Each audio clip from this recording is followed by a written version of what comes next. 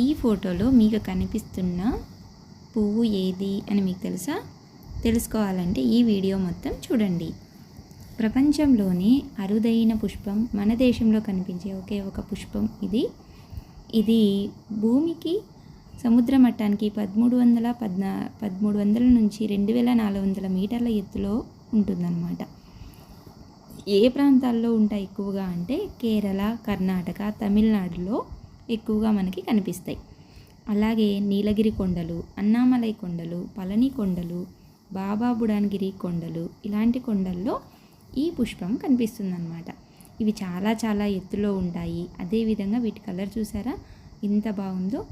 ఈ నీలపు రంగు అనేది ఉండడం వల్ల కొండలన్నీ కూడా మనకు నీలపు రంగులో కనిపిస్తాయి అన్నమాట. పుష్పం మనకి 12 సంవత్సరాలకు ఒకసారి కనిపిస్తుంది. ఈ పుష్పం మనకు 12 సంవత్సరాలకు ఒకసారి కనిపిస్తుంది కాబట్టి పుష్కర పుష్పం అని అంటారు.